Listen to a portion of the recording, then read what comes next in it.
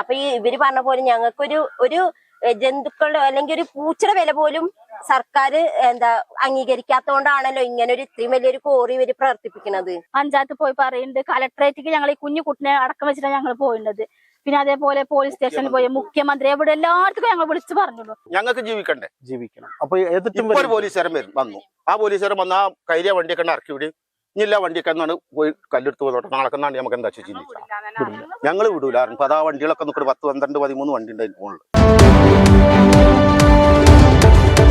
തദ്ദേശ പോരാട്ടത്തിന്റെ ചൂടിലാണ് നാടെങ്ങും.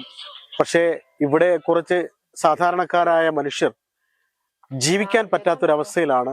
ആലിപ്പറമ്പ് പഞ്ചായത്തിലെ കോരങ്കോട് എന്ന സ്ഥലത്താണ് ഇവിടെ ഒരു ക്വാറി പ്രവർത്തിക്കുന്നുണ്ട്, കരിങ്കൽ ക്വാറി.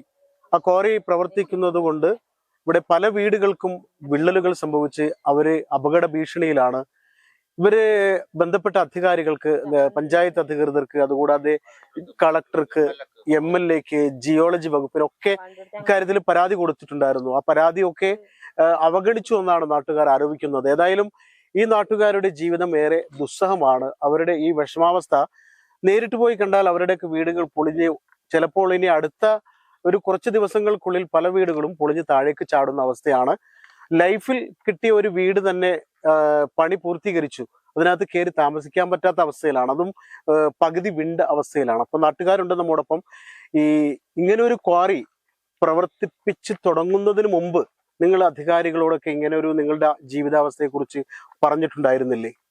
കോറി തുടങ്ങിയ മുതലാണ് ഞങ്ങൾ അറിഞ്ഞിട്ടില്ല, അങ്ങനെ കോറി വരുന്നുണ്ടെന്ന് ഞങ്ങൾ അറിഞ്ഞിട്ടില്ല.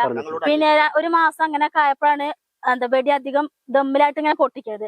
അപ്പൊ ഞങ്ങൾ അന്ന് മുതൽ ഇന്ന് വരെ ഞങ്ങൾ പരാതി കൊടുത്തുകൊണ്ട് തന്നെ ഇരിക്കണേ. പക്ഷെ ഞങ്ങൾ എവിടെ പരാതി കൊടുത്തിട്ടും ഞങ്ങൾക്കൊരു ഒരു അനുകൂല്യം ഒന്നുമില്ല. എന്താണ് നിങ്ങളിപ്പോ ഇവിടെ ഈ നാട്ടുകാരായ ആളുകളാണ് ഇത്ര വലിയൊരു വിഷയത്തിൽ പരാതി കൊടുത്തിട്ട് നിങ്ങളുടെ പരാതി എന്തുകൊണ്ടാണ് അവർ പരിഗണിക്കാത്തത്?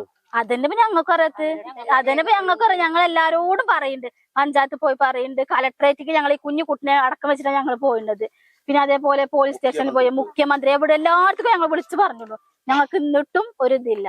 പിന്നെ കോരിക്കാട് ഞങ്ങൾ പറയും ഇങ്ങനെ വിള്ളലാണ്, ഇതേപോലെ വീടിന്റെ ഓട് വീണിട്ട് ഞങ്ങൾ പറഞ്ഞു വന്ന് കണ്ടോക്കിക്കുന്ന. അവർക്ക് വരാനും കൂടി ഒരു ഒഴിവില്ല, വന്ന് കണ്ട് വേഗം പറയാം ഞങ്ങൾ പോവാണ്. ഞങ്ങൾ അങ്ങനെ വെടി പൊട്ടുമ്പോ കണ്ടത് കൂട്ടിക്കോളി, വെടി പൊട്ടുമ്പോ വിള്ളലുണ്ടാവും, തരിപ്പുണ്ടാവും, അത് അങ്ങനെ ഉണ്ടാവും. ഇന്റെ വീട് അങ്ങനെ ഉണ്ടായിരുന്നു. അതൊക്കെ ഒരു ന്യായാണ്. ഒരു കോരെടുത്ത ആള് പറയുന്ന ഒരു ന്യായാണത്. അല്ല, നിങ്ങള് ഇനിയിപ്പോ ഈ ഇങ്ങനെ ഒരു അവസ്ഥയിലേക്ക് എത്തി. ഇനിയിപ്പോ നിങ്ങളിപ്പോ ഇന്ന് വാഹനങ്ങൾ തടഞ്ഞ് കോറിയുടെ പ്രവർത്തനം അവിടെ നടക്കുന്നുണ്ടെന്ന് തോന്നുന്നു. നിങ്ങൾ വാഹനങ്ങൾ തടഞ്ഞു. ഇപ്പോ പോലീസ് വന്നിട്ടുണ്ടോ? അവരെന്താണ് പറയുന്നത്? പോലീസ് വന്നിട്ട് പറഞ്ഞു നിങ്ങള് ഈ വണ്ടി ഇപ്പൊ തൽക്കാലത്തിന് വിട്ട് കൊടുക്കാൻ പറഞ്ഞു. പക്ഷെ ഞങ്ങൾ പറഞ്ഞു അങ്ങനെ ഞങ്ങൾ ചെയ്യില്ല. ഞങ്ങൾ ഇത് ഇന്ന് ചെയ്തിട്ടുണ്ടെങ്കിൽ നാളെ ഇത് കറക്റ്റായിട്ട് അവർ പൊട്ടിക്കും. അത് ഉറപ്പാണ് ഞങ്ങൾക്ക്. ഏത് ഉദ്യോഗസ്ഥന്മാർ ഇവിടെ വന്നു പോയാലും അതിന്റെ 10 മടങ്ങായിട്ടാണ് അവർ പൊട്ടിക്കണത്. അപ്പൊ ഞങ്ങളിപ്പോ ഇവിടുന്ന് ഈ വണ്ടി ഇങ്ങനെ വിട്ടിട്ടുണ്ടെങ്കിൽ അത് അത്രക്കത്ര ഒരു കോറി പിന്നെ നടത്തും. ജനപ്രതിനിധികളായ ആളുകൾക്കൊക്കെ അവർ പരാതി കൊടുത്തതാണ്. പക്ഷെ അവരൊന്നും അത് പരിഗണിച്ചില്ല, ആ പരാതികൾ കേട്ടില്ല എന്നാണ് നാട്ടുകാർ ആരോപിക്കുന്നത്. ഇനിയിപ്പോ പുതിയതായിട്ട് തദ്ദേശ തെരഞ്ഞെടുപ്പിന്റെ ഈ ചൂടില് സ്ഥാനാർത്ഥികൾ ആരും ഇവരുടെ അടുത്ത് വരുന്നില്ല എന്നത് ഒരു ഇതുവരെ വരുന്നില്ല. കാരണം വലിയൊരു പ്രശ്നമാണല്ലോ. ഇനി വോട്ട് കൊടുക്കേണ്ട കാര്യത്തില് അങ്ങനെയാണെങ്കിൽ എന്ത് ചെയ്യും എന്നുള്ള കാര്യത്തിലും നാട്ടുകാർ തന്നെ തീരുമാനം എടുക്കുമെന്നും അവർ പറയുന്നുണ്ട്. ഈ കോറി, അതായത് നിങ്ങളുടെയൊക്കെ വീട് വലിയ നഷ്ടം, വലിയ അപകടാവസ്ഥയിലാണ്. പിന്നെ എന്ത് ചെയ്യാനാണ് നിങ്ങൾ തീരുമാനിച്ചത്? ഞങ്ങൾ ഇങ്ങനെ മുന്നോട്ട് പോകുക. ഞങ്ങളെ കൊണ്ട് അതന്നെ കഴിയുള്ളൂ. അല്ലാതെ ഞങ്ങളെ പൈസയും വേറെ ബലമാരുടെ സ്വത്തൊന്നുമില്ല. 20 ഏക്കർ സ്ഥലത്താണ് കോറി നടക്കുന്നത്. 20 ഏക്കർ സ്ഥലത്ത് ഞങ്ങൾക്ക് 4 സെന്റ് സ്ഥലമുള്ളൂ. അത് സർക്കാർ തന്ന സ്ഥലങ്ങളൊക്കെയാണ്. അതിലാണ് ഇപ്പൊ ഞങ്ങൾ ഈ വീടൊക്കെ വെച്ച് നിൽക്കുന്നത്. അതിന് ഞങ്ങൾ ഇനി പോകാത്ത ഒരു സ്ഥലവും ബാക്കിയില്ല. കളക്ടറേറ്റ്, മുഖ്യമന്ത്രിക്ക്, MLAക്ക്, പ്രസിഡന്റിന്, സെക്രട്ടറിക്ക്, വില്ലേജില് എല്ലായിടത്തും പോയിക്കുന്നു. ഒരു പരിഹാരം ഇതിനില്ല. ഞങ്ങൾ പരാതി കൊടുക്കുമ്പോൾ ഇവർ ഇതേ ആളെ കൊണ്ട് ഇവിടുന്ന് ഒരു 1/2 കിലോമീറ്ററിന്റെ മുകളിലുണ്ടാകും. ഞങ്ങൾ അവിടുന്ന് അത്രല്ല, ഒരു 100 കിലോമീറ്റർ ഇതുള്ളൂ. പക്ഷെ അത് ഇവർ കാണുന്നില്ല, ഉദ്യോഗസ്ഥന്മാർ കാണുന്നില്ല. പിന്നെ ഇവരെ മര്യാദ പറയുന്നുണ്ട്. ഇത് ഈ സ്ഥലത്തിന്റെ ഉടമ പറയുന്നത് കണ്ടത് കൂട്ടിക്കൊള്ളാനാണ്. കണ്ടത് കൂട്ടിക്കൊള്ളാം. പിന്നെ ഇത് നടത്തുന്ന ആളും അതന്നെ പറയുന്നത്. സ്ഥലത്തിന്റെ ഉടമ പറയണത് എനിക്കിതിന് കണ്ടമാനം ചെലവുണ്ട്, എനിക്ക് നിങ്ങൾ എന്ത് ചെയ്താലും നിങ്ങൾ കണ്ടത് നിങ്ങൾ കൂട്ടിക്കോളി. അപ്പൊ നിന്റെ ഒരു മകൻ പറഞ്ഞു അതിന് വരുന്ന ചെലവ് എന്താ വെച്ചാൽ ഞങ്ങൾ ചെയ്തു തരാറ്, അത് എന്നെ കൊണ്ട് എത്തൂലാറ്. അത്രയ്ക്ക് ചെലവുണ്ട് അവർക്ക്. അത് നേരെ തന്നെയാണ്. പിന്നെ നടത്തുന്നവനും ഇതാ പറയുന്നത്. നിങ്ങൾ കണ്ടത് കൂട്ടിക്കോളി. അല്ല ഇങ്ങനെ ഒരു വലിയ കണ്ടത് പ്രശ്നം കൂട്ടുന്ന ഉണ്ടാവുമ്പോ ആ കണ്ടത് കൂട്ടുന്ന പണിയാണ് ഇപ്പൊ ഈ എടുക്കുന്നത്. ഞങ്ങൾ ഇവിടെ ഇരുന്നിട്ട് എന്നാ നിക്കണെച്ചാൽ അത് ഇവിടെ ഉണ്ടാവും. അതിന് പോലീസിന് എന്ത് വട്ടളം വന്നാലും ശരി. അതായത് നമുക്ക് ഇവിടെ ജീവിക്കണ്ടേ? ഞങ്ങൾ എവിടെ പോവുക? പെറ്റുവളർന്നുണ്ടായ നാട്ടിൽ നിന്ന്. അല്ല ഞാൻ ചോദിക്കട്ടെ, ഇപ്പൊ ഇങ്ങനെയുള്ള പല സ്ഥലങ്ങളിലും ഇങ്ങനെയൊക്കെ സംഭവിക്കുമ്പോൾ നാട്ടുകാരുടെ പ്രശ്നങ്ങൾക്ക് പരിഹാരം കണ്ടാണ് പല ക്വാറികളും പല സ്ഥലങ്ങളിലും പ്രവർത്തിക്കുന്നത്. പക്ഷെ നിങ്ങളുടെ പരാതികൾ തള്ളിക്കളയും. ഒരാള് നീ നേരം വരെ പ്രസിഡന്റ്, ഞങ്ങൾ ജയിപ്പിച്ച മന്ത്രി അല്ല മെമ്പർ, സെക്രട്ടറി, ഒരു മനുഷ്യനും വരൂല. നിങ്ങൾ സാധാരണക്കാരായ നിങ്ങളുടെ പ്രശ്നങ്ങൾ എന്തുകൊണ്ടാണ് തള്ളിക്കളയുന്നത്? അതെന്താ അറിയില്ല. അത് പൈസയുടെ ഉങ്കൈക്കാരം, അല്ലാതെ നമുക്കറിയില്ലല്ലോ. ഇവരെന്ത് പൈസ എന്താ ഇരിക്കണമെന്നില്ല നമുക്കറിയില്ലല്ലോ. ഞങ്ങൾ വിളിച്ചാൽ വരുന്നില്ല ഇത്രയും ആൾക്കാർ. ഇനിയിപ്പോ പോലീസ് വന്ന് നിങ്ങളുടെ അടുത്ത് വാഹനങ്ങളൊക്കെ വിട്ടുകൊടുക്കണം, നിങ്ങൾ സമരത്തിന് പോലീസ് അതിനൊരു തീരുമാനം പറഞ്ഞു തരണം. അല്ലാതെ പോലീസ് വരുമ്പോ ഞങ്ങൾ ഓടിയാ പിന്നെന്താ അതിൽ അർത്ഥം? ആളെയും വരും, അല്ലെങ്കിൽ കുറച്ച് കഴിഞ്ഞാലും പിന്നെയും വരും. ഈ സമരവുമായിട്ട് മുന്നോട്ട് പോകും. മുന്നോട്ട് പോകും. ഞങ്ങൾക്ക് ജീവിക്കണം. അപ്പൊ ഒരു പോലീസുകാരൻ വന്നു. ആ പോലീസുകാരൻ വന്ന് ആ കൈരിയ വണ്ടിയൊക്കെ ഇറക്കി വിടും. ഇനിയില്ല വണ്ടിയൊക്കെ എന്നാണ് പോയി കല്ലെടുത്ത് പോന്നോട്ടെ, നാളെക്കെന്നാണ് നമുക്ക് എന്താ ചിന്തിച്ചാൽ ഞങ്ങൾ വിടൂല. അപ്പൊ ആ വണ്ടികളൊക്കെ നിൽക്കുന്നത് 10, 12, 13 വണ്ടി ഉണ്ട് അതിന് മുകളിൽ. ഇവിടുന്ന് ശരിക്കും ഒരു ദിവസം ഏകദേശം എത്ര വാഹനങ്ങൾ? ഒരു ദിവസം ഒരു 10, 60 ലോഡ് പോകുന്നുണ്ട്. അത്രയും പോകാനുള്ള അനുവാദം ഉണ്ടോ? ഉണ്ട്. അനുവാദമല്ലാതെ പോണത്. 5 മണി കഴിഞ്ഞാൽ അതിൽ വെടി വെട്ടിക്കാൻ പാടില്ല. ഇതിനൊക്കെ ടൈമുണ്ട്. 5 മണിക്കോ 6 മണിക്കോ അത് വെടി വെട്ടിക്കുന്നു. പിന്നെ ഉദ്യോഗസ്ഥന്മാരെ കൊണ്ടുപോ ചെറിയൊരു ഗ്യാപ്പിട്ടിട്ടാണ് പൊട്ടിക്കുന്നത്. അത് നമ്മൾ എവിടേക്കും കേൾക്കില്ല, പടക്കം പൊട്ടുന്ന സൗണ്ട് ഉണ്ട്. എന്താ പരിഹാരം വെച്ചത്? വേണ്ടപ്പെട്ടവര് കൂടി തീരുമാനിച്ചിട്ട് ഞങ്ങൾക്ക് ഇതിനൊരു പരിഹാരം കാണിച്ചു തരണം. വീടുകൾ പറഞ്ഞിട്ടുണ്ടെങ്കിൽ ആകെ വിണ്ട് നിൽക്കണ വീടുകളാണ്. ഞങ്ങളൊക്കെ ജോലിക്ക് പോണ ആൾക്കാരാ. കുട്ടികളെ വീട്ടിലാക്കി പോവും. കുട്ടികൾക്കടക്കം മുറ്റത്ത് നിന്ന് കളിക്കാൻ പേടിയാണ്. കുട്ടികൾ ആ റബ്ബറിന്റെ അവിടെ നിങ്ങൾ കണ്ടിട്ടുണ്ടാവുമല്ലോ, ആ റബ്ബറിന്റെ അവിടെ കളിക്കുമ്പോ കല്ല് വന്ന് വീണിട്ടാണ് കുട്ടികൾ അവിടുന്ന് ഓടിയിട്ട് പോകുന്നത്. ഇപ്പൊ കുട്ടികൾ അവിടെ നിന്ന് കളിക്കലില്ല. കല്ല് വന്ന് വീണിട്ട് കുട്ടികൾ ഇപ്പൊ കളിക്കാൻ തന്നെ അങ്ങോട്ട് പോക്കില്ല. കുട്ടികൾക്കടക്കം സ്കൂളില്ലെങ്കിൽ പുറത്തേക്ക് ഇറങ്ങാൻ പേടിയാ പറഞ്ഞിട്ടാ കുട്ടികള്. 10ാം ക്ലാസ് പഠിക്കണ കുട്ടികൾ, ഓരോ കുട്ടികൾ പഠിക്കണ കുട്ടികളാണ്. അവർക്ക് പോലും ഇപ്പൊ ഈ സമയത്ത് ഇപ്പൊ നിങ്ങൾ വന്ന് നിൽക്കുമ്പോ തന്നെ കാണാലോ സൗണ്ടിന്റെ പ്രശ്നങ്ങളൊക്കെ.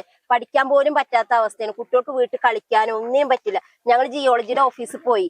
അപ്പൊ അവരോട് ചോദിച്ചപ്പോ അവരെന്താ പറഞ്ഞ 50 മീറ്ററിന്റെ അനുമതി ഉണ്ടെങ്കിൽ കോറി പ്രവർത്തിപ്പിക്കാന്ന്. അപ്പൊ ഈ ഇവര് പറഞ്ഞ പോലെ ഞങ്ങൾക്കൊരു ജന്തുക്കളുടെ അല്ലെങ്കിൽ ഒരു പൂച്ചയുടെ വില പോലും സർക്കാർ അംഗീകരിക്കാത്തതുകൊണ്ടാണല്ലോ ഇങ്ങനെ ഇത്രയും വലിയൊരു കോറി ഇവര് പ്രവർത്തിപ്പിക്കുന്നത്.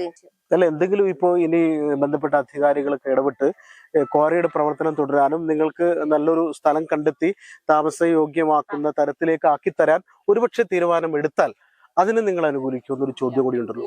അല്ല ഞങ്ങൾക്ക് ഇവിടെ എന്നല്ല, ഇവിടെ ഞങ്ങൾക്ക് ഇപ്പൊ ഇവര് കോറി പ്രവർത്തിച്ചിട്ട് ഞങ്ങൾക്ക് വീട് കയറ്റി തന്നിട്ടൊന്നും കാര്യമില്ല. ഇനിയിപ്പൊ ഞങ്ങൾക്ക് അങ്ങനെ ആണെങ്കിലും വീട് ഈ സ്ഥലത്ത് അവരെടുത്തിട്ട് ഞങ്ങൾക്ക് പുറത്ത് എവിടെയെങ്കിലും ഞങ്ങൾക്ക് ഈ ആൾക്കാർക്ക് ഒരു വീടും സ്ഥലം കൂടി അവർ വാങ്ങി തന്നോട്ടെ. ഈ സ്ഥലമൊക്കെ അവരെടുത്തോട്ടെ. അങ്ങനെയാണെങ്കിൽ നിങ്ങൾക്ക് സമ്മതമാണ്. അങ്ങനെ ചെയ്തോട്ടെ അവര്.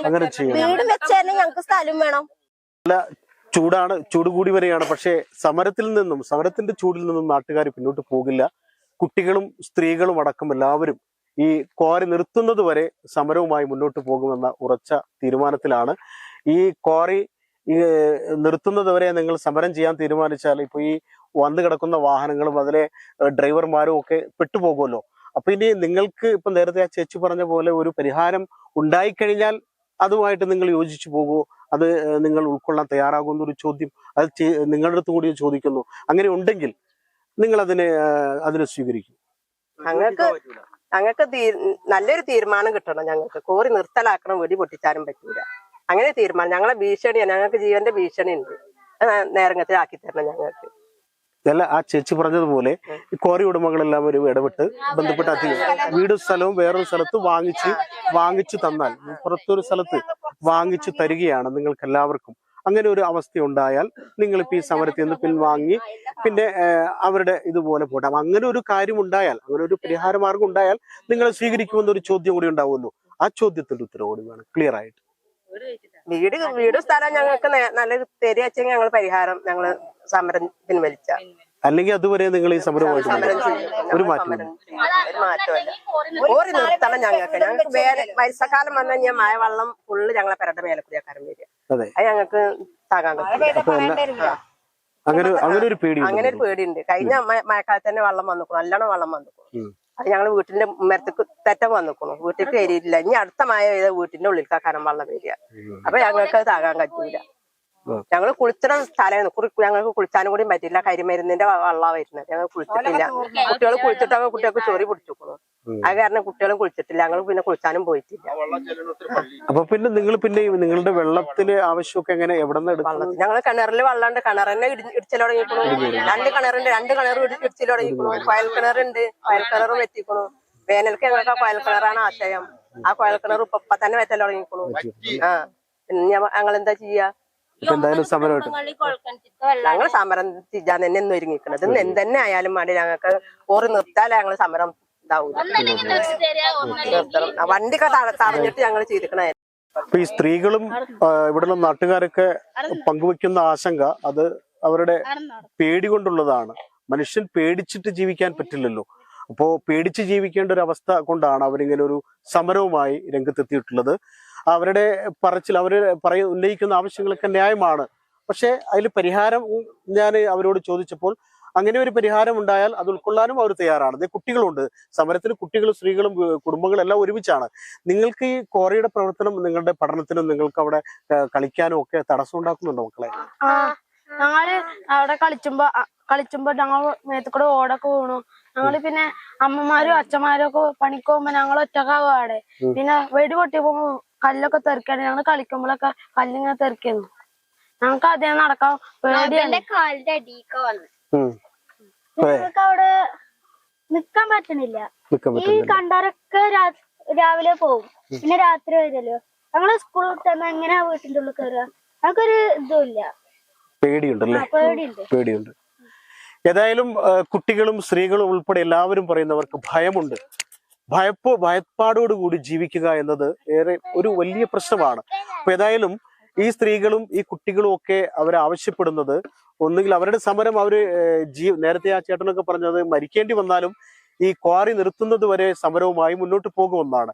ഇതിനിടക്ക് മറ്റേ സ്ത്രീകളുമായി നമ്മൾ സംസാരിച്ചപ്പോൾ ഇവർക്ക് വേറെ ഉചിതമായ ഒരു സ്ഥലം ശരിയാക്കി വീട് വെച്ച് സുരക്ഷിതമായി താമസിക്കാൻ ഒരു സൗകര്യം ഒരുക്കിയാൽ പിന്നെ അവർക്ക് ആ സ്ഥലമൊക്കെ ആ ക്വാറിക്കാർക്കോ ആർക്കൊന്ന് വിട്ടുകൊടുക്കുക. അത് ഇക്കാര്യത്തിൽ കൂടി അവരുടെ അഭിപ്രായം തേടിയപ്പോൾ അവരെല്ലാം ആ കാര്യത്തിൽ പോസിറ്റീവായിട്ടാണ് പ്രതികരിച്ചത്.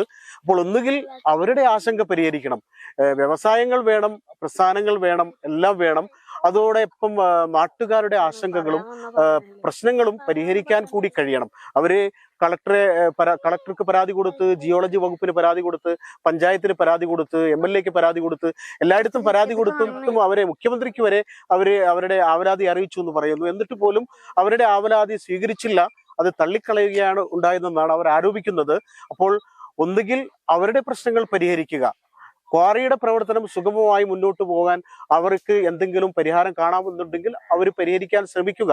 അത് എല്ലാം സുതാര്യമായിട്ടും നല്ല രീതിയിൽ മുന്നോട്ട് പോകണമെന്നാണ് എല്ലാവരും ആഗ്രഹിക്കുക. നാട്ടുകാരുടെ ആശങ്കയും അവരുടെ പേടി അകറ്റാനുള്ള മാർഗങ്ങൾ സ്വീകരിക്കുക, അതാണ് എനിക്ക് പറയാനുള്ളത്. അപ്പോൾ അവരേതായാലും ഈ വാഹനങ്ങളെല്ലാം തടഞ്ഞിട്ട് ഇവിടുന്ന് കരിങ്കല്ല് കൊണ്ടുപോകാൻ സമ്മതിക്കില്ല.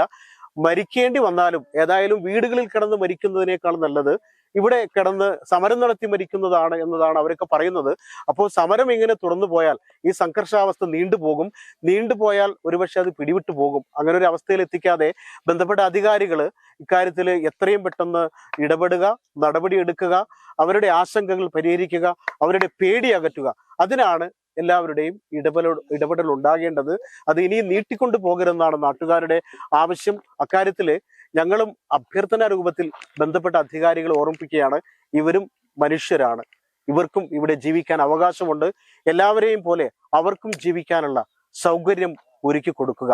ക്യാമറമാൻ ഷാഹിദ് കക്കൂത്തിനൊപ്പം ജബ്ബാർ വേണാട്, ചാനൽ 10, പെരിന്തൽമണ്ണ.